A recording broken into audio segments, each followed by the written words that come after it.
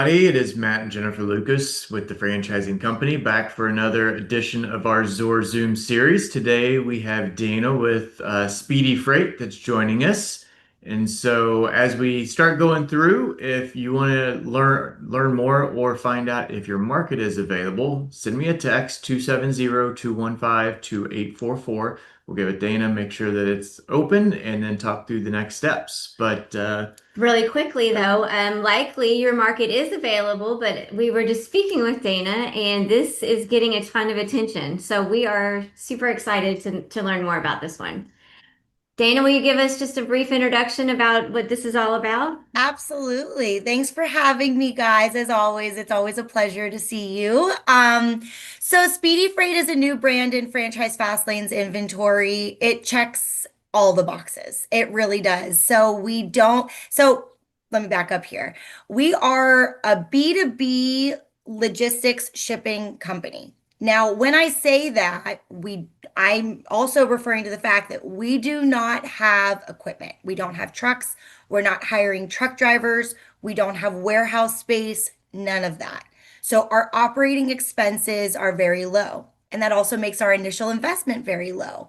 But what we do is we act as facilitators or coordinators or brokers between carriers. So when I say carrier, I'm referring to either FedEx, UPS, DHL, any of those shipping carriers. So we act as kind of the liaison between them and businesses. So we go to these businesses and it's a sales position. You can either hire a sales executive or as an owner operator, do the sales yourself, save a little bit on payroll in those beginning stages. So you go to these businesses and it's a typical sales strategy when you're actually thinking about what you're doing. But once you get there, you're doing more of a consultation rather than selling something. So we're going to these business owners and identifying any holes or gaps or problems in their current logistics and shipping solution or processes. So then when we go through this consultation with them, we identify those problems, we take it back to the team at Speedy. Our team as your franchise owner team, as well as the corporate Speedy team. And we find that carrier that will be able to provide the best solutions to fix those problems or to cut costs for that business owner or to provide more efficiency for that business owner. Let's say, for example, they are currently shipping through UPS by themselves as an individual business. Well, now they use Speedy Freight, and because we have that buying power and because we have those partnerships with UPS and all of these carriers, we are able to get their costs down significantly. Or maybe let's say they have to bring their packages and their products to the UPS store. Well, maybe now we have a carrier that can come to them and pick it up. So there are so many different situations that we come across that we're able to provide solutions for in the shipping space. This is a $2 trillion industry. So there's definitely a lot of room for some significant revenue here with a really low investment opportunity. Now, we have originated in the UK, so we have 53 franchise owned locations in the UK. We're pretty much maxed out in the UK, but the founders of Speedy Freight have decided to transition and take their success to the United States, where we think it's going to be just bigger and badder. I mean, if you think about it this way, the entire UK can fit into the state of Texas. Let's be honest, okay? It's pretty small. And what matters in cost for shipping? Distance, driving distance. So whenever you're talking about the longest distance that you're driving in the UK compared to the longest distance that you're driving in the United States, there's a pretty significant difference there. So we're projecting it to just really take off. We've already seen a lot of attraction, a lot of interest because it does check a lot of boxes for people, but it is kind of a sales position as a franchise owner, whether that's you or you're overseeing your team of sales executives and maybe an operations person, but you really only need to start your business with one employee, and that would be a salesperson. Now, if you have a team, We do want you to have office space. Doesn't need to be anything fancy. It can be 800 square feet of space, but it's somewhere for your team to go into work and to work together to collaborate on those solutions for our customers, because we would not be called Speedy Freight if we weren't efficient. So we want to make sure that everybody is working together as efficiently as possible so that we can provide the best customer service for our customers, and the solutions, because that's really what makes Speedy Freight so different than other services such as Speedy Freight. We are people led and technology supported. We will always be that face for our customer. I'm sure you guys know how frustrating it can be when shipping something. If you're calling an 800 number to UPS or FedEx and you can't get a hold of somebody, or you don't ever get a call back, or whatever the case may be, imagine how frustrating that is for business owners who have many shipments to make, big shipments, small shipments all across the board, and they can't get a hold of somebody. So Speedy Freight comes in and we are that face. We are that person that they know they can call, they can touch. We keep that working relationship with them, but we leverage the technology and the AI. We have proprietary technology to make our business as efficient as possible. And our customers can be any kind of business, any industry, any size. It could be a law office. They might not need to ship something every single day, but maybe it's once a year. But when they do ship something, it's through Speedy Freight. So that is it in a nutshell. Fire away some questions for me. I love it. No, that's fantastic. So you kind of answered my first question, which was what is the target size customer? So um, obviously not being here in the US yet, can you share kind of what you see over in the UK? I mean, is it Yeah. a level business? Is it, large manufacturing facilities? Like who is the ideal target for Yeah, your company? yeah. So we see everything. So there's something called FTL, which is full truckload, and then there's LTL, which is less than load, and then there's parcel. Those are our main services that we see. But there's a lot of secondary services as well, such as e-commerce, drayage, things of that nature. But the FTL, LTL, and the parcel are going to be your biggest revenue drivers that we've seen. FTL is referring to when a business pays for the entire truck for their shipment. So they are using the entire truck. LTL, less than load, is when they are sharing that truck with other shipments. So as you can imagine, FTL is going to have significantly higher revenue, but the margins based off of what the carrier charges us are a little bit less than LTL because we are sharing space.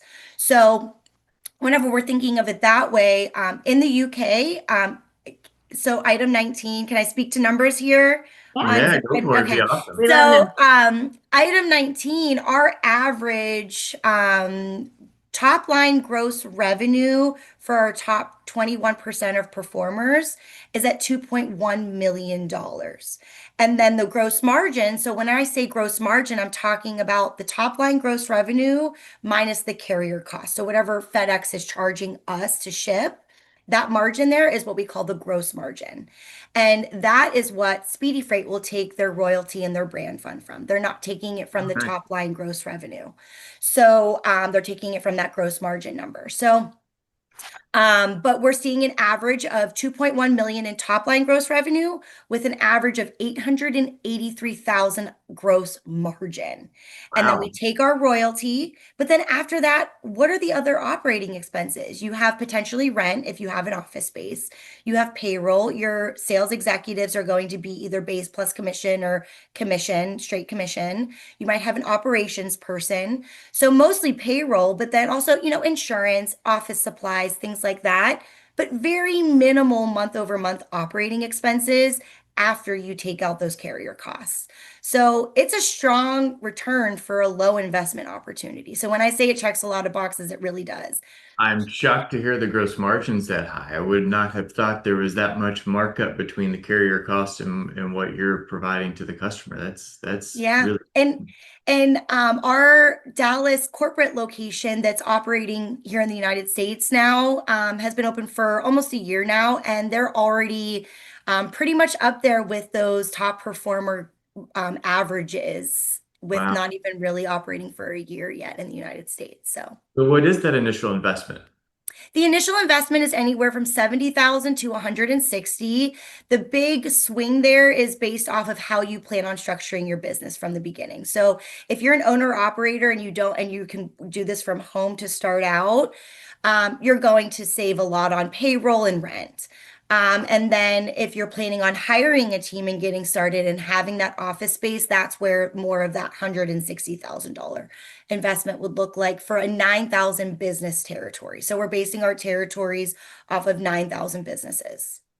And something I don't think you mentioned, maybe I missed it, but the corporate team takes care of all of the receivables and payables, right? Yes. Yes. That's Yes. awesome, but it also comes with a higher royalty. So Yes. do you care to just go into that a little bit? Of course. So the royalty on that gross margin again is 30% and 1% brand fund off of that gross margin. So that $883,000 number I was referring to, we would take 31% off of that, which would bring you to, if you go off of that average, 609,000.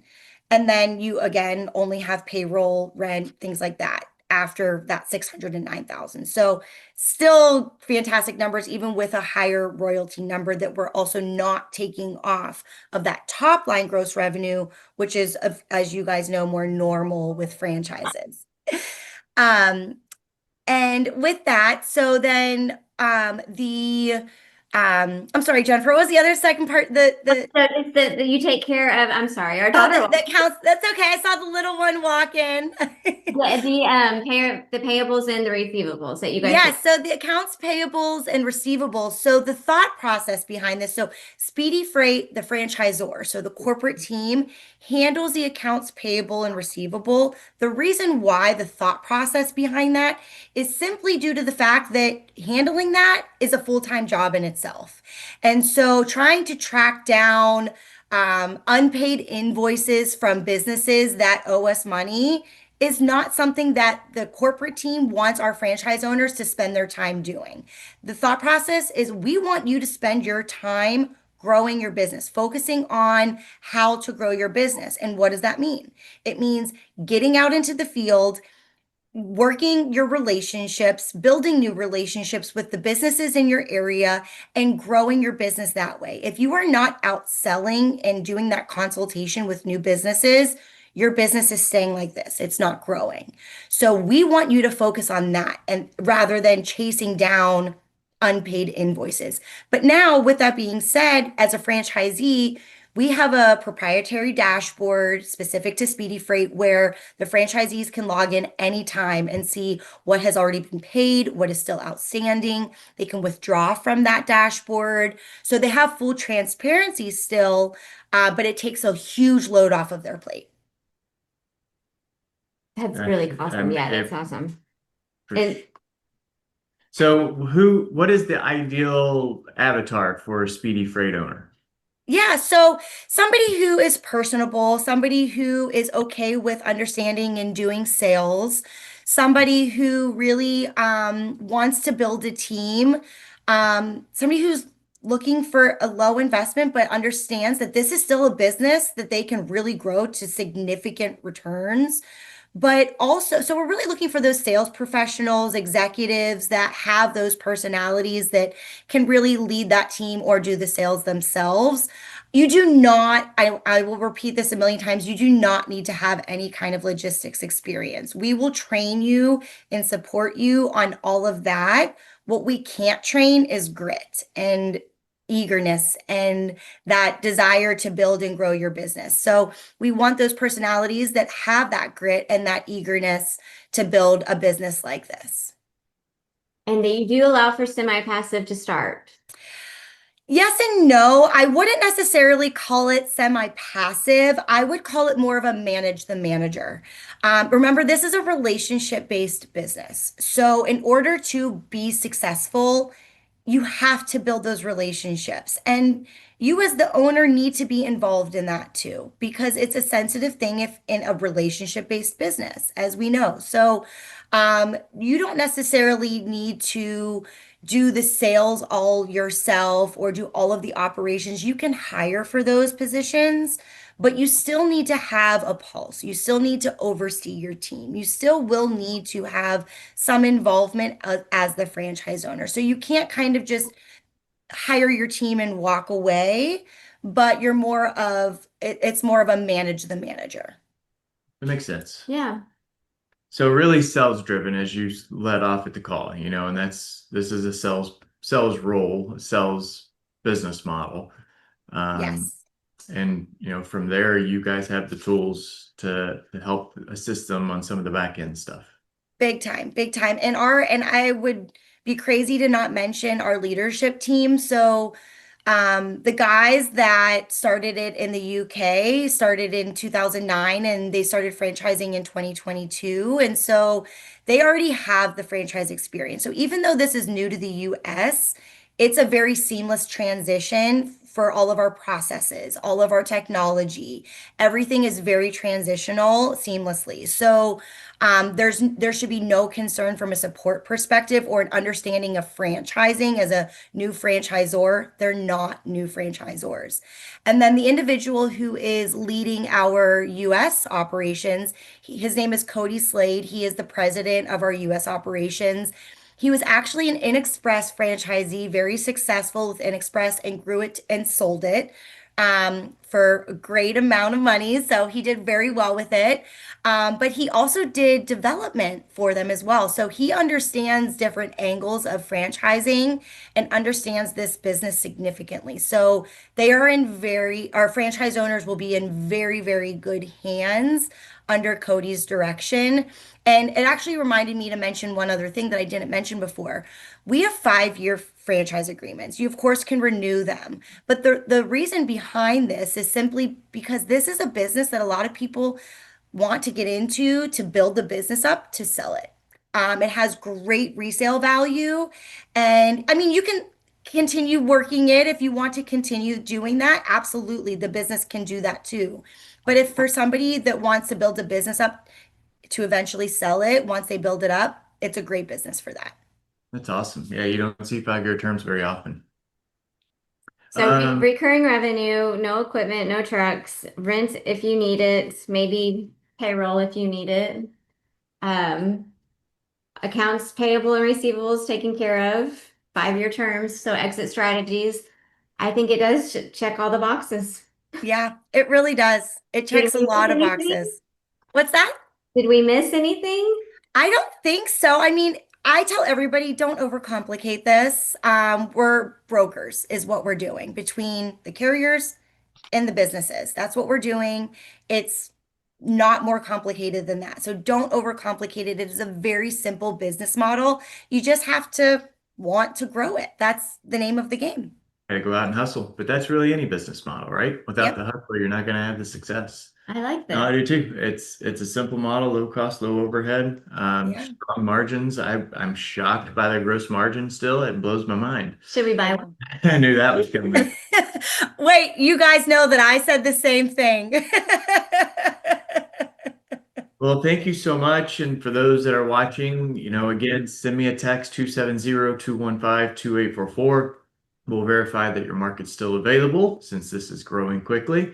And then we'll get with Dana on the next few steps. We're excited. Thank you so much, Dana. Yes, Thank you guys. So nice seeing you. Talk to you Hey soon. there, Jennifer and Patty. We see you eyeing that franchise. We love it too. Don't be afraid to reach out with questions. We'll never share your info. So let's talk more about this one or any others that you've got your eye on.